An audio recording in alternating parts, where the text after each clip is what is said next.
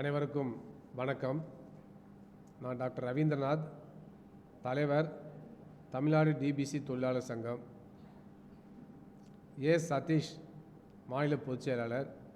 Doctor AR சாந்தி, தமிழ்நாடு மருத்துவத்துறை பணியாளர் கூட்டமைப்புடைய மாநில பொதுச் செயலாளர், டிபிசி தொழிலாளர் சங்கத்துடைய இணை பொதுச் செயலாளர். சுதா, மாநில துணைத் தலைவர். பூமிநாதன், மாநில பொருளாளர். கோகுல்ராஜன், மாநில துணைத் தலைவர். தமிழ்நாடு முழுவதும் கொசு ஒழிப்பு பணியில் ஈடுபட்டுள்ள ஏறத்தாழ 25,000க்கும் மேற்பட்ட பணியாளர்கள் மிக சிறப்பாக பணியாற்றி வருகிறார்கள். அவர்களுடைய சிறப்பான பணியின் காரணமாகத்தான் தமிழ்நாட்டில் டெங்கு பரவல் மட்டுப்படுத்தப்பட்டிருக்கிறது. அவ்வாறு சிறப்பாக பணியாற்றக்கூடிய அந்த தொழிலாளர்களுக்கு மிக முக்கியமான பல கோரிக்கைகள் நீண்ட காலமாக நிறைவேற்றப்படவில்லை. அதை தமிழ்நாடு அரசு நிறைவேற்ற வேண்டும். அதற்காக தான் இந்த பத்திரிகையாளர் சந்திப்பை நாங்கள் ஏற்பாடு செய்திருக்கின்றோம். முதலில் தமிழ்நாடு அரசுக்கும் மாண்பு தமிழ்நாடு முதலமைச்சர்களுக்கும் நாங்கள் எங்கள் சங்கத்தின் சார்பாக நெஞ்சார்ந்த நன்றியும் பாராட்டுகளையும் தெரிவித்துக் கொள்கின்றோம். உலகம் முழுவதற்குரிய உழைக்கும் மக்களை முழுமையாக அனைத்து வகை சுரண்டல்களிலிருந்தும் விடுதலை செய்வதற்கான ஒப்பற்ற சித்தாந்தத்தை உருவாக்கிய மாமேதை கார்ல் மார்க்ஸ் அவர்களுக்கு சென்னையில் நம்முடைய தமிழ்நாடு முதலமைச்சர் அவர்கள் ஒரு சிறப்பான சிலையை உருவாக்கி அதை நேற்றைய தினம் திறந்து வைத்திருக்கின்றார்கள். இது தமிழ்நாடு முழுவதற்குரிய அனைத்து உழைக்கும் மக்களுக்கும் மிகப்பெரிய அளவிற்கு மகிழ்ச்சியை வழங்கியிருக்கின்றது. அதற்காக நெஞ்சார்ந்த நன்றியை தமிழ்நாடு முதலமைச்சருக்கு தெரிவித்துக் கொள்கின்றோம். எனவே அந்த அடிப்படையில் தொழிலாளருடைய நலன் காக்கக்கூடிய வகையில் தமிழ்நாடு அரசு இந்த டிபிசி தொழிலாளருடைய கோரிக்கைகளிலும் கவனம் செலுத்த வேண்டும் என நாங்கள் வலியுறுத்தி கேட்டுக்கொள்கின்றோம். குறிப்பாக ஒரு பகுதியில் டெங்கு காய்ச்சல் ஏற்பட்டால் அந்த பகுதியில் 3 பேருக்கு ஏற்பட்டால் 3 பேருக்கு டெங்கு இருப்பதாக பரிசோதனையில் உறுதி செய்யப்பட்டால் அந்த பகுதியில் பணியாற்றக்கூடிய டிபிசி தொழிலாளருக்கு 200 ரூபாய் அபராதம் மற்றும் ஒரு நாள் ஊதியத்தை பிடித்தம் செய்வோம் என்று ஏற்கனவே தமிழ்நாடு அரசு பொது சுகாதாரத்துறை சார்பாக ஒரு உத்தரவை பிறப்பித்திருக்கின்றார்கள். இந்த உத்தரவை முழுமையாக தமிழ்நாடு அரசு திரும்ப பெற வேண்டும் என நாங்கள் வலியுறுத்தி கேட்டுக்கொள்கின்றோம். சென்னையில் வந்து தங்கியிருக்கின்ற பொழுது இங்கே கொசு கடித்தால் ஒரு கன்னியாகுமரியை சேர்ந்தவருக்கோ அல்லது தூத்துக்குடியை சேர்ந்தவருக்கோ 5 நாள் 6 நாட்கள் கழித்து அங்கே அவருக்கு டெங்கு வருவதற்கு வாய்ப்பு இருக்கிறது. எனவே அங்கே பணியாற்றக்கூடிய ஒரு தொழிலாளியை தண்டனைக்கு உள்ளாக்குவது, அவரை குற்றவாளியாக்குவது என்பது ஏற்படுவதல்ல. எனவே இதுபோன்று ஒரு பகுதியில் டெங்கு காய்ச்சல் ஏற்பட்டால் அந்த பகுதியில்தான் பாதிக்கப்பட்டவர்களுக்கு கொசு கடித்திருக்க வேண்டிய அவசியம் இல்லை. இது சாதாரணமாக எல்லாருக்குமே தெரிஞ்ச விஷயம்தான். அவ்வாறு இருக்கின்ற பொழுது தமிழ்நாடு அரசு இப்படிப்பட்ட ஒரு நடைமுறையை கொண்டு வந்திருப்பது சரியில்லை, ஏற்படுவதில்லை. அதுக்கடுத்து மிக முக்கியமாக இந்த டெங்கு கொசு ஒழிப்பு பணியில் போதிய அளவுக்கு ஊழியர்கள் நியமிக்கப்படவில்லை. தமிழ்நாட்டுடைய மக்கள் தொகைக்கு ஏற்ப ஏறத்தாழ 80,000 பேராச்சு நியமனம் செய்திருக்கப்பட வேண்டும். ஆனால் அவ்வாறு நியமிக்கப்படவில்லை. வெறும் 28,000 30,000 பேர் தான் இருக்கிறாங்க. இது தமிழ்நாட்டு மக்கள் தொகை போதாது.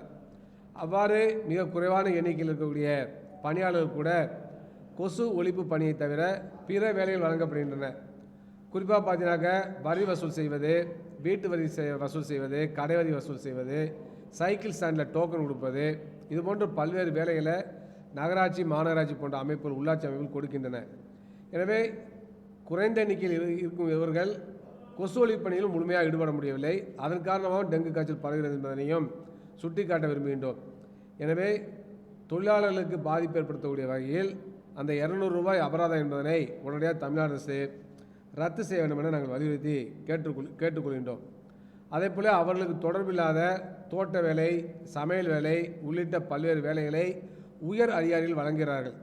எனவே அவர்களுக்கு கொசு ஒழிப்பு பணியில் மட்டும்தான் ஈடுபடுத்த வேண்டுமே ஒழிய சொந்த வேலைகளில் உயர் அதிகாரிகள் ஈடுபடுத்துவது என்பது அந்த பணியாளர்களை தங்களுடைய பணியை செய்வதற்கு இடையூறாக இருக்கின்ற ஒரு செயலாகும். எனவே அப்படிப்பட்ட ஒரு போக்கை உடனடியாக கைவிட வேண்டும். இது தொடர்பாக தமிழ்நாடு அரசு கண்காணிக்க வேண்டும் என நாங்கள் வலியுறுத்தி கேட்டுக்கொள்கின்றோம். அதே போலவே இன்றைக்கு டெங்கு காய்ச்சல் என்பது ஆண்டு முழுவதும் ஏற்படுகிறது.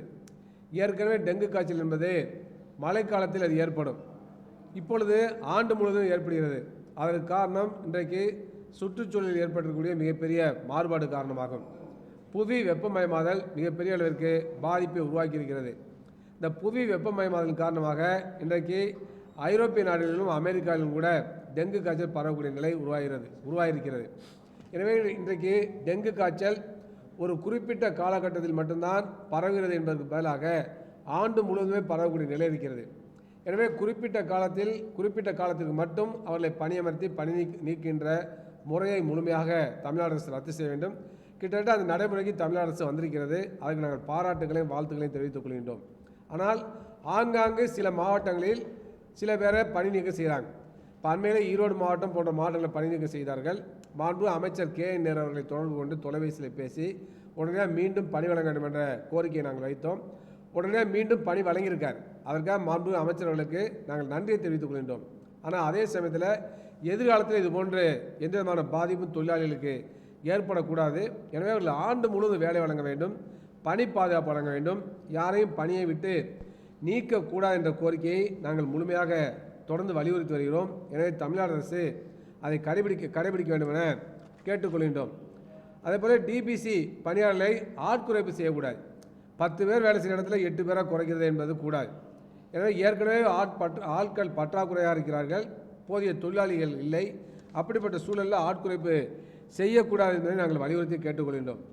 அதுக்கடுத்து மிக முக்கியமாக டிபிசி பணியாளர்களுக்கு குறைந்தபட்ச ஊதிய சட்டப்படி 2017ஆம் ஆண்டு போடப்பட்ட சட்டப்படி அரசாணை வெளியிடப்பட்டுள்ளது. அந்த அரசாணையில் அவளை செமி ஸ்கில்டு கிரேட் 1 என்ற அடிப்படையில் வகைப்படுத்தி அவர்களுக்கு குறைந்தபட்ச ஊதியத்தை நிர்ணயித்து அந்த ஊதியத்தை சரியாக வழங்க வேண்டும். பல மாவட்டங்களில் அவளை செமி ஸ்கில்டு கிரேடு என வகைப்படுத்தவில்லை. அது மட்டுமல்ல, சில இடங்களில் என்ன ஊதியத்தை மாவட்ட ஆட்சியர்கள் நிர்ணயித்திருக்கிறார்களோ அந்த ஊதியம் முழுமையாக வழங்கப்படவில்லை. எனவே நிர்ணயிக்கப்பட்ட ஊதியத்தை விட மிக குறைவாகத்தான் வழங்கப்படுகிறது. இது அப்பட்டமான தொழிலாளி விரோத போக்காகும். பல மாவட்ட ஆட்சித்தலைவர்கள் அவ்வாறு இன்றைக்கு செய்து கொண்டிருப்பது எங்களுக்கு மிகுந்த வருத்தத்தை வேதனையளிக்கிறது. எனவே அரசுடைய குறைந்தபட்ச ஊதிய சட்டத்தின் அடிப்படையிலும் அரசாணை அடிப்படையிலும் அனைத்து மாவட்ட ஆட்சியர்களும் குறைந்தபட்ச ஊதியத்தை நிர்ணயிக்க வேண்டும். அந்த குறைந்தபட்ச ஊதியத்தை நிர்ணயித்தால் மட்டும் போதாது, அந்த ஊதியத்தை முழுமையாக கொடுக்க வேண்டும். ஏற்கனவே கொடுக்கப்படாத அந்த குறைந்தபட்ச ஊதியம் முழுமையாக கொடுக்கப்படாத மாவட்டங்களில் நிலுவைத் தொகையை என்னைக்கு நிர்ணயித்தாங்களோ அன்னையிலேருந்து அவங்க குறைந்தபட்ச ஊதியமாக முழுமையாக கொடுக்கல, குறைத்து கொடுத்திருக்கிறார்கள். எனவே அந்த மீதி பாக்கி நிலுவைத் தொகையை அனைத்து மாவட்டங்களிலும் எங்கெல்லாம் அந்த பாதிப்பு இருக்கிறதோ அந்த மாவட்டங்களில் அந்த நிலுவைத் தொகையை நாங்கள் வழங்க வேண்டும் என கேட்டுக்கொள்கின்றோம். அதே போலவே இன்றைக்கு டிபிசி பணியாளர்களுக்கு சம வேலைக்கு சம ஊதியம் இல்லை. சில இடங்களில் சில மாவட்டங்களில் கூடுதலாக இருக்குது, சில மாவட்டங்கள் குறைவாக இருக்குது. ஏன்னா அப்படிப்பட்ட போக்கு தமிழ்நாடு அரசு முடிவு கட்ட வேண்டும். சம வேலைக்கு சம ஊதியத்தை வழங்குவதற்கு தேவையான நடவடிக்கை எடுக்க வேண்டும். அதேபோல் டிபிசி தொழிலாளர்களுக்கு இஎஸ்ஐ திட்டம், பிஎஃப் போன்ற திட்டங்களை கொண்டு வர வேண்டும். சில மாவட்டங்கள் இப்போ கிருஷ்ணகிரி மாவட்டத்தில் இஎஸ்ஐ வழங்குறாங்க, மற்ற மாவட்டங்களில் இஎஸ்ஐ இல்லை. எனவே அனைத்து மாவட்டங்களிலும் இஎஸ்ஐ திட்டத்தை கொண்டு வர வேண்டும். அதேபோல் பிஎஃப் வழங்கிட வேண்டும். அதுக்கடுத்து மிக முக்கியமாக அவர்களுக்கு பணி நிரந்தரம் வழங்க வேண்டும். இப்போ டெல்லி மாநில அரசாங்கம் இந்த டிபிசி பணியாளர் ஏறத்தாலும் 3000 பேருக்கு அந்த மாநிலத்தில் பணி நிரந்தரம் வழங்கப்பட்டிருக்கிறது. எனவே அந்த அடிப்படையில் தமிழ்நாடு அரசும் இந்த டிபிசி பணியாளர்களுக்கு பணி நிரந்தரம் வழங்க வேண்டும் என்று கேட்டுக்கொள்கின்றோம். அதுக்கடுத்து மிக முக்கியமாக உள்ளாட்சி அமைப்புகள் மூலமாக அவர்களை பணி நியமனம் செய்து அவர்கள் மருத்துவத்துறையில் பணியாற்றுகிறார்கள், குறிப்பாக பொது சுகாதாரத்துறையின் கீழ் பணியாற்றுகிறார்கள். 2 முதலாளி மாதிரி ஆயிடுது. அப்போ என்னன்னாக்க தொழிலாளிக்கு ஏதேனும் ஒரு பிரச்சனை சொன்னால் யார்கிட்ட பேசுகிறதே தெரிய மாட்டேங்குது. அப்போ நான் ஏற்கனவே சொன்ன மாதிரி ஈரோடு மாவட்டத்தில் தொழிலாளிகள் பணி நீக்கம் செய்யப்பட்ட பொழுது மாண்பு அமைச்சர் நேருகிட்ட பேசினோம். அவர் உடனடியாக செய்யணும்னு சொல்லி உடனே செஞ்சிட்டாரு. ஆனால் மருத்துவத்துறையில் இருக்கக்கூடிய பணியாற்றக்கூடிய மருத்துவத்துறை அதிகாரிகள் அதை நடைமுறைப்படுத்தவில்லை. திரும்ப மருத்துவத்துறை அதிகாரிகள் பேச வேண்டிய ஒரு கட்டாய நிலை எங்களுக்கு ஏற்பட்டுச்சு. அப்போ எதுக்காக சொல்லணும்னாக்க, இதை எதற்காக சொல்லணும்னு சொன்னால், உள்ளாட்சித்துறையில் பணி நியமனம் செய்யப்பட்டு மருத்துவத்துறையில் பணியாற்றுகின்ற பொழுது யார்கிட்ட அந்த குறைபாடுகளை சொல்வது, யார்கிட்ட அந்த கோரிக்கையில் வைப்பது, யார் மூலமாக தொழிலாளர்களுடைய பிரச்சனைகளை தீர்ப்பது என்பதில் மிகப்பெரிய சிக்கல் இருக்கிறது. எனவே அப்படிப்பட்ட நடைமுறை மிகப்பெரிய பாதிப்புகளை உருவாக்குகிறது. எனவே தான் எங்களுடைய சங்கம் நாங்கள் தொடர்ந்து வலியுறுத்துவது, இந்த டிபிசி பணியாளர்களை உள்ளாட்சி அமைப்புகள் மூலமாக பணி நியமனம் செய்வதற்கு பதிலாக அவர்களை நேரடியாக மருத்துவத்துறையின் கீழ் பணி நியமனம் செய்ய வேண்டும் என கேட்டுக்கொள்கின்றோம். ஏற்கனவே உள்ளாட்சி அமைப்புகளின் கீழ் பணியாற்றக்கூடிய, அதாவது மாநகராட்சி, ஊராட்சி, பேரூராட்சி போன்றவற்றில் பணியாற்றக்கூடிய அந்த டிபிசி கொசூலி பணியாளர்களை உடனடியாக மருத்துவத்துறையின் கீழ் கொண்டு வர வேண்டும். மருத்துவத்துறையின் கீழ் உள்ள பொது சுகாதாரத்துறையின் கீழ் கொண்டு வர வேண்டும் என நாங்கள் வலியுறுத்தி கேட்டுக்கொள்கின்றோம். அதேபோல பொது சுகாதாரத்தின் கீழ் அவர்களுக்கு ஊதியம் வழங்கப்பட வேண்டும் என்பதனையும் நாங்கள் வலியுறுத்தி கேட்டுக்கொள்கின்றோம். பல மாவட்டங்களில் இந்த டிபிசி தொழிலாளர்களை வந்து அவுட் சோர்சிங் முறையில் நியமிக்கிறாங்க. இன்னும் சொல்லப்போனாக்க மகளிர் சுய உதவி குழுக்கள் மூலமாக பணி நியமனம் செய்வது, அவர்கள் மூலமாக ஊதியம் வழங்குவது போன்ற முறைகள் எல்லாம் இன்றைக்கு கடைபிடிக்கப்படுகின்றன. இது அப்பட்டமான தொழிலாளி விரோத போக்கு மட்டுமல்ல, இது வந்து அந்த மகளிர் சுய உதவி குழுக்களுக்கும் இந்த டிபிசி தொழிலாளருக்கும் இடையிலே கூட ஒரு மோதல் போக்கை, முரண்பாட்டை வழங்கக்கூடிய ஒரு சூழலை உருவாக்கி வருகிறது. எனவே அப்படிப்பட்ட போக்கை தமிழ்நாடு அரசு உடனடியாக ரத்து செய்ய வேண்டும், அதை கைவிட வேண்டும் என நாங்கள் வலியுறுத்தி கேட்டுக்கொள்கின்றோம். எனவே டிபிசி பணியாளர்களை, தொழிலாளர்களை மகளிர் சுய உதவிக்குழுக்கள் மூலமாக நியமிக்கக்கூடாது, அவுட் சோர்சிங் முறையில் நியமிக்கக்கூடாது, இடைத்தரகர்கள் கூடாது, ஒப்பந்ததாரர்கள் கூடாது, நேரடியாக அரசாங்கமே பொது சுகாதாரத்துறையின் கீழ் நியமிக்க வேண்டும் என நாங்கள் வலியுறுத்தி கேட்டுக்கொள்கின்றோம். அதே போல் ஊதியத்தையுமே பொது சுகாதாரத்துறையின் கீழ் தான் கொடுக்க வேண்டும் என நாங்கள் வலியுறுத்தி கேட்டுக்கொள்கின்றோம். இந்த ஊழியர்களுக்கு அடையாள அட்டை, அரசாங்கத்துடைய அடையாள அட்டை வழங்க வேண்டும். பணியாளர் டிபிசி பணியாளர் என்ற அடையாள அட்டை வழங்க வேண்டும். அதே போலவே இலவச சீருடையை தமிழ்நாடு அரசு வழங்க வேண்டும் என நாங்கள் வலியுறுத்தி கேட்டுக்கொள்கின்றோம். நீண்ட காலமாக போராட்டம் நடத்தி வருகின்றோம். சில கோரிக்கைகளை தமிழ்நாடு அரசு ஏற்றிருக்கிறது, அதை பாராட்டுகிறோம். குறிப்பாக தொடர்ந்து இந்த டிபிசி தொழிலாளர்களுக்கு அவர்கள் பணி சார்ந்த வேலையை தவிர வேறு வேலை கொடுக்கக்கூடாதுன்னு சொல்லி நாங்கள் போராடிட்டு இருக்கிறோம். சில மாவட்டங்களை ரத்து பண்ணிட்டாங்க, அதை நாங்கள் வரவேற்கிறோம். ஆனால் வேறு சில மாவட்டங்களில் அது தொடருது. எனவே இப்படி சில நடவடிக்கைகள் எடுத்து சில மாவட்டங்களில் டிபிசி தொழிலாளிக்கு டிபிசி பணி மட்டும்தான் வழங்க வேண்டும் என்ற நிலையை தமிழ்நாடு அரசு உருவாக்கியிருக்கிறதை நாங்கள் வரவேற்கிறோம், பாராட்டுகிறோம். ஆனால் அதே சமயத்தில் வேறு சில கோரிக்கைகள் இன்னும் நிறைவேற்றப்படாமல் உள்ளது. அந்த கோரிக்கையிலும் தமிழ்நாடு அரசு கனிவோடு பரிசீலித்து நிறைவேற்ற வேண்டும் என நாங்கள் வலியுறுத்தி கேட்டுக்கொள்கின்றோம். இந்த கோரிக்கையை வலியுறுத்தி நாளை காலை 10:30 முதல் மாலை 4 மணி வரை சென்னை எழும்பூர் ருக்மணி லட்சுமிபதி சாலையில் உள்ள ராஜரத்தினம் விளையாட்டரங்கம் அருகில் உண்ணாநிலை அறப்போராட்டத்தை டாக்டர் ரவீந்திரநாத் அவர்கள் தலைமையில் நடத்த உள்ளோம். இந்த உண்ணாநிலை அறப்போராட்டத்தை இந்திய கம்யூனிஸ்டுடைய மாநில செயலாளர் தோழர் மு வீரபாண்டி அவர்கள் துவக்கி வைக்கிறார்கள். டாக்டர் ஏஆர் சாந்தி, சதீஷ், பூமிநாதன், சுதா பூமிநாதன் உள்ளிட்ட மாநில நிர்வாகிகள் கோரிக்கையை விளக்கி உரையாற்ற இருக்கிறார்கள். அதே போலவே மனிதநேய மக்கள் கட்சியுடைய மாநில தலைவர் சட்டமன்ற உறுப்பினர் மு ஹி ஜவஹர்லா அவர்கள் அந்த உண்ணாநிலை போராட்டத்தில் வாழ்த்துறை வழங்க இருக்கின்றார். அதுபோல விடுதலை சிறுத்தைகள் கட்சியுடைய மாநில துணை பொதுச்செயலாளர் ஆலூர் சானவாஸ் சட்டமன்ற உறுப்பினர், மார்க்சிஸ்ட் கம்யூனிஸ்டுடைய மாநில குழு உறுப்பினர் ஆறுமுக நயினார், மக்கள் நீதி மையத்துடைய பொதுச் செயலாளர் அருணாச்சலம், ஏஐடிசி மாநில பொதுச் செயலாளர் எம் ராதாகிருஷ்ணன், மறுமலர்ச்சி திராவிட கழகத்துடைய முன்னேற்ற கழகத்துடைய தொழிலாளர் சங்கமான எம்எல்எஃப்னுடைய மாநில பொதுச் செயலாளர் அந்தனிதாஸ், தமிழ்நாடு வாழ்வுரிமை கட்சி தமிழக வாழ்வுரிமை கட்சியுடைய மாநில கொள்கை விளக்க அணி செயலாளர் தமிழரசன், இந்திய யூனியன் முஸ்லீம் லீக்குடைய தலைமை நிலைய செயலாளர் KM நிஜாமுதீன் உள்ளிட்ட தலைவர்கள் இந்த உண்ணாநிலை அறப்போராட்டத்தில் கலந்து கொண்டு வாழ்த்துறை வழங்க இருக்கின்றார்கள். இந்த உண்ணாநிலை போராட்டத்தை முடித்து வைத்து நிறைவாக தமிழ்நாடு காங்கிரஸ் கமிட்டியுடைய மாநில தலைவர் சட்டமன்ற உறுப்பினர் மரியாதைக்குரிய கு செல்வப்பெருந்தை அவர்கள் முடித்து வைத்து நிறைவுரையாற்ற இருக்கிறார் என்று தெரிவித்துக் கொள்கின்றோம். இந்த உண்ணாநிலை போராட்டத்தை கவன ஈர்ப்பு போராட்டமாக தான் நடத்துகிறோம். இது அரசுக்கு எதிரான போராட்டம் அல்ல. தமிழ்நாடு அரசு இன்றைக்கு தமிழ்நாட்டுடைய உரிமைகளை பாதுகாப்பதற்காகவும் நாட்டுடைய ஜனநாயகம், மதச்சார்பின்மை, அரசியல் சட்டத்தை பாதுகாப்பது, கூட்டாட்சி கோட்பாட்டை பாதுகாப்பது போன்ற பிரச்சனைகளில் உறுதியாக போராடுகிறது. எனவே அப்படிப்பட்ட தமிழ்நாடு அரசுக்கு நாங்கள் துணை நிற்கிறோம், அதில் மாற்றுக்கிறதே கிடையாது. எனவே வருகின்ற சட்டமன்ற தேர்தலிலும் கூட நாங்கள் நிச்சயமாக தமிழ்நாட்டுடைய மதச்சார்பின்மைக்காக நிற்கக்கூடிய இந்த அரசுக்கு ஆதரவாக தான் இருப்போம். ஆனால் அதே சமயத்தில் இன்றைக்கு இந்த டிபிசி தொழிலாளருடைய பல்வேறு கோரிக்கைகள் நிறைவேற்றப்பட வேண்டும். எனவே அந்த அடிப்படையில் தமிழ்நாடு அரசுடைய கவனத்தை ஈர்ப்பதற்காகத்தான் இந்த உண்ணாநிலை அறப்போராட்டத்தை நாங்கள் நடத்துகிறோம் என்பதனை தெரிவித்துக் கொள்கின்றோம்.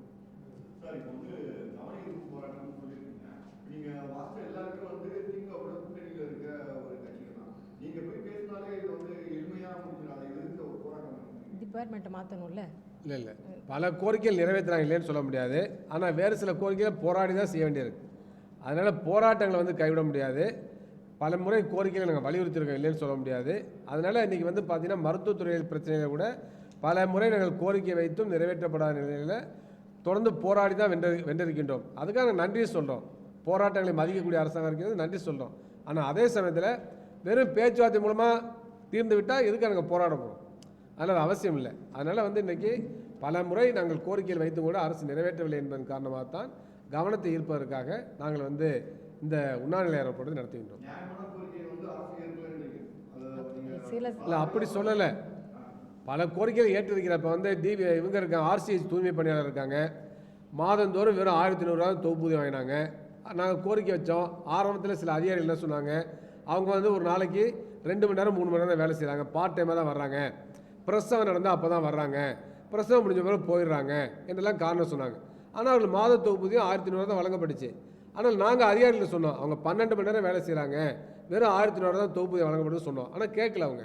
அப்போ தொடர்ந்து போராடி அந்த ஆர்சிஎஸ் தூய்மை பணியாளர்களை தமிழ்நாடு அரசு ஏறத்தாழ ஒரு 900 பேரை என்ன பண்ணியிருக்காங்க, பல்நோக்கு மருத்துவமனை பணியாளர் மாற்றியிருக்கிறார்கள். அதன் காரணமாக வெறும் 1500 ரூபாய் தொகுப்பூதியம் வாங்கியவர்கள் இப்பொழுது மாதந்தோறும் 21,000 ரூபாய் தொகுப்பூதியம் வாங்குறாங்க. இது எங்கள் போராட்டத்துக்கு கிடைத்த வெற்றியா இல்லையா? அப்போ அரசு அதிகாரிகள் ஆரம்பத்தில் கேட்கல, அவங்களும் அமைச்சர் இந்த மாதிரி தவறான தகவல் சொல்லி வச்சுருந்தாங்க. அப்போ தொடர்ந்து போராடி நாங்கள் வெற்றி பெற்றோம். அதுக்கடுத்து மீதமுள்ள ஆர்சிஎஸ் தூய்மை பணியாளர்கள் 1500 தான் வாங்கினாங்க. பல்நோக்கு மருத்துவமனை பணியாளராக இல்லாத மாற்றப்படாத மீதி உள்ள தொழிலில் 1500 தான் வாங்கினாங்க. எல்லாமே பெண்கள் தான் பெரும்பாலும். அப்போ அவர்களுக்காக குரல் கொடுத்தோம். அப்போ சென்ற ஏப்ரல் மாதம் சட்டமன்றத்தில் மாண்பு அமைச்சர் மா சுப்பிரமணியன் அவர்கள் அவருடைய தொகுப்பூதியம் வந்து 5000 ரூபாய் உயர்த்தப்படும் சொன்னார், அறிவிச்சிட்டார் சட்டமன்றத்திலே. ஆனால் நீண்ட காலமாக அது நிறைவேற்றப்படவில்லை என்பதற்காக நாங்கள் தொடர்ந்து அமைச்சரை சந்தித்தோம். அதேபோல் தொடர்ந்து போராடினோம், உண்ணாநிலை போராட்டம் மேற்கொண்டோம். அதன் காரணமாக தற்பொழுது அமைச்சர் அவர்கள் அண்மையில் நடந்த ஒரு நிகழ்ச்சியில் அந்த ஊதியத்தை ஏறத்தாழ 7500 ரூபாய் உயர்த்திருக்கார். இது பாராட்டத்தக்கது. அப்போ ஒரு இன்ப அதிர்ச்சினே சொன்னார் என்கிட்ட, உங்களுக்கு ஒரு இன்ப அதிர்ச்சி இருக்குது வாங்கன்னு சொன்னார். அப்போ போன இடத்துல வெறும் 5000 ரூபாய் என்பதுக்கு பதிலாக ஏறத்தாழ 7500 ரூபா அளவுக்கு அவங்க உயர்த்திருக்கிறாங்க. 1500 ரூபா வாங்கினவங்களுக்கு இப்போ 7500 ரூபா கிடைக்கிது. இது சாதனையாக இல்லையா? அது அப்போ இது மட்டும் பல விஷயங்களை செஞ்சுருக்கிறாங்க. அது நாங்கள் இது கிட்டத்தட்ட 4 ஆண்டுகளாக போராடிட்டு இருக்கிறோம். தொடர்ந்து போராடுறோம், இல்லைன்னு சொல்ல முடியாது. ஆமாம், கோரிக்கை சில கோரிக்கை சின்ன கோரிக்கை நிறைவேற்றிருக்காங்க, அது போதாது. எனவே நாங்கள் சொல்லக்கூடிய இந்த கோரிக்கையை நிறைவேற்ற வேண்டும். முக்கியமாக அவர்கள் அனைவரையும் மருத்துவத்துறையின் கீழ் கொண்டு வர வேண்டும். அந்த குறைந்தபட்ச ஊதியத்தை அவங்க வந்து வழங்க வேண்டும். அதே போல் பணி பாதுகாப்பு, பணி நிரந்தரம் அதை வழங்க வேண்டும். அதான் முக்கியமான கோரிக்கை.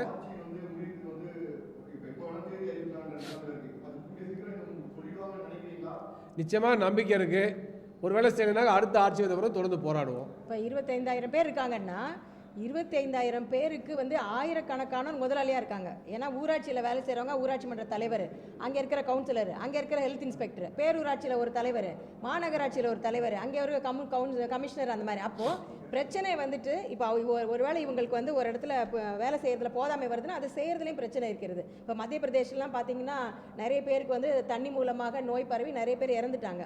அப்போ இப்போ நமக்கு காகம்லாம் இறக்குது, அப்புறம் இன்ஃபெக்டிவ் டிசீஸு, தொற்றுகின்ற நோய்கள் வருகின்றது. அதையெல்லாம் சரி செய்ய வேண்டிய அவசியம் இருக்கிறது. கொசுனால வர வேண்டிய நோயை சரி செய்ய வேண்டிய அவசியம் இருக்கிறது. இந்த நேரத்தில் இவங்க வேலை செய்கிறது உள்ளாட்சித்துறை, ஆனால் ஃபைன் போடுறது யார்? பொது சுகாதாரத்துறை. அதனால தான் நாங்கள் என்ன சொல்கிறோம், நீங்கள் பல இடத்துல இவங்க பல முதலாளிகளுக்கு கீழே வேலை செய்யும் பொழுது அப்போ அவங்க வீட்டு வேலை போய் செய்யுங்க சொல்கிறாங்க. ஒரு கவுன்சிலரோ இல்லை ஒரு அதிகாரியோ, நான் கையெழுத்து போட தான் உனக்கு சம்பளம், நீ என்ன பண்ணுற, நீ என் வீட்டில் போய் வேலை செய்ய, சாக்கடை க்ளீன் பண்ணின்னு சொல்கிறாங்க. அப்போ வந்து அவங்க வேறு வழி இல்லாமல் வாய்த்து பொறுப்பாக செய்ய வேண்டியதாக இருக்குது. அப்போ இதனால் பொது சுகாதாரத்துறை பாதிக்கப்படுகிறது. இது அரசோட கவனத்துக்கு கொண்டு வந்து இதை ஒற்றை தலைமையின் கீழே இந்த பிரச்சனை இவங்க வேலை செய்கிறதே கொசு ஒழிப்பு தான். அப்போ நோய் தடுப்பு துறையின் கீழே, பொது சுகாதாரத்துறையின் கீழே இவங்களை கொண்டு வந்தால் இவங்களுடைய பணியையும் இவங்க செய்ய முடியும், சிறப்பாக செய்ய முடியும். அதனால் பொது சுகாதாரத்துறை வலுப்படுத்தப்படும், பல நோய்கள் தடுக்கப்படும் என்பதையும் நாங்கள் வலியுறுத்தி அரசாங்கத்தை சொல்றதுக்காக தான் இதை பண்ணுறோம். இல்லை, மாறிக்கிட்டு இருக்கு, குறைந்து தான் வருது, குறைஞ்சிட்டு தான் இருக்குது. ஆனால் கூட இப்போ என்னன்னாக்கா ஆண்டு முழுவதும் வருது, அதான் பிரச்சனை. ஆண்டு முழுவதும் வருதுனால பிரச்சனையாக இருக்குது. அப்போ கட்டுப்படுறதுல சிக்கல் இருக்குது. ஏன்னா அது பருவநிலையில் ஏற்படக்கூடிய மாற்றம் தான் காரணம், சுற்றுச்சூழல் ஏற்படக்கூடிய மாற்றம் காரணம், புவி வெப்பமயமாதல் முக்கியமான காரணம். அதனால் இந்தியாவில் மட்டும் இல்லை, அமெரிக்காவில் டெங்கு காய்ச்சல் வராது. இப்போ அமெரிக்காவில் டெங்கு காய்ச்சல் வருது, ஐரோப்பிய நாடுகளில் டெங்கு காய்ச்சல் வருது. காரணம் வந்து புவி வெப்பமயமாதல் தான். அப்போ இதெல்லாம் ஒரு பெரிய சிக்கலாக இருக்குது. இல்லை, அவர் புவி வெப்பமயம், இப்போ புவி வெப்பமயம்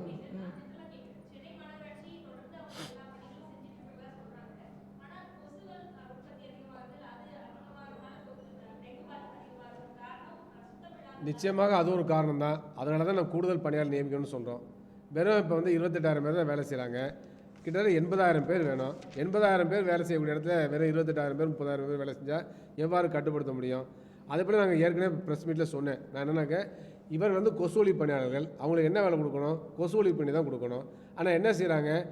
டேக்ஸ் வசூல் பண்ணுறது, அதே போலவே எங்கேயாச்சும் மாநகராட்சி சார்பாக சைக்கிள் ஸ்டாண்ட் தான் டோக்கன் கொடுக்க சொல்கிறது. அப்புறம் அதிகாரிகளுடைய வீட்டு வரியிலேருந்து சொத்து வரியிலேருந்து எல்லாம் வசூல் பண்ண வைக்கிறது. அதிகாரிகளுடைய குடும்பங்களை தனிப்பட்ட வேலை செய்ய வைப்பது, தோட்ட வேலை கொடுப்பது, துணி வைக்கிறது, சமையல் வேலை செய்ய சொல்கிறது. இதுக்காக அவங்க பணி நியமனம் பண்ணாங்க. பல இடங்களில் பார்த்தீங்கன்னாக்க சொந்த வேலைக்காக அரசாங்க பணத்தை கொடுக்குற மாதிரி ஒரு 300 ரூபா 400 ரூபாய் கொடுத்துட்டு சொந்த வேலைக்கு வச்சுக்கிறாங்க. இப்படிப்பட்ட போக்கு கூடாதுன்னு தான் நாங்கள் சொல்கிறோம். அப்போ இவர்களை வந்து சரியாக பயன்படுத்த வேண்டும், சரியாக அவருடைய வேலையை வாங்க வேண்டும் என்பது தான். அப்போ அந்த மாதிரிலாம் இருக்கிறனால தான் டெங்கு பரவுது. அப்போ வந்து அந்த பணியாளர்களே அவங்களுக்கான வேலையை செய்ய விடணும் என்பதை எங்களை மீண்டும் மீண்டும் நாங்கள் வலியுறுத்துகிறோம். அப்போ அதை வந்து அரசு கவனத்தில் எடுத்துக்கொள்ள வேண்டும். இப்போ உதாரணத்துக்கு விழுப்புரத்தில் முகையூரில் பார்த்தீங்கன்னா 20 பேர் தேவை, ஆனால் 8 பேர் தான் பணி செய்கிறாங்க. அதே மாதிரி வந்து கருமாண்டி செல்வபாளையத்தில், ஈரோடு மாவட்டம் கருமாண்டி செல்விபாளையத்தில் 33 பேர் இருக்கிறதா இருக்குது. அதுக்கு ஆர்டர் இருக்குது. இந்த இடத்துல 33 பேர் வந்து கொசு ஒழிப்பு பணி செய்யணுன்ற ஆர்டரே இருக்குது. ஆனால் வந்து 15 பேர் தான் பணி செய்கிறாங்க. அந்தியூரில் 28 பேர் இருக்கணும், 20 பேர் தான் பணி செய்கிறாங்க. அதனால் ஏற்கனவே மக்கள் தொகை அதிகரிச்சிருக்கு, கொசுவுடைய வாழ்நிலை எண்ணிக்கை அதிகரிச்சிருக்கிறது, அதோடைய வாழ்நிலையில் பல மாற்றங்கள் ஏற்பட்டிருக்கிறது.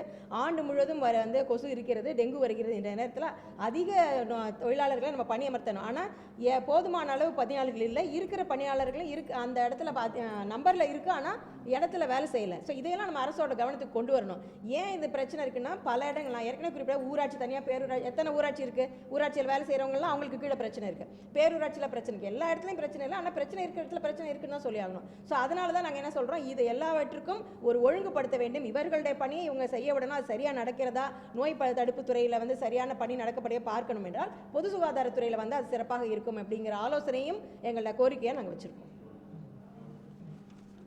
கலைமணி ஒரு ஃபோட்டோ எடுத்துங்களேன். நாங்கள் பிடிங்க எடுங்க.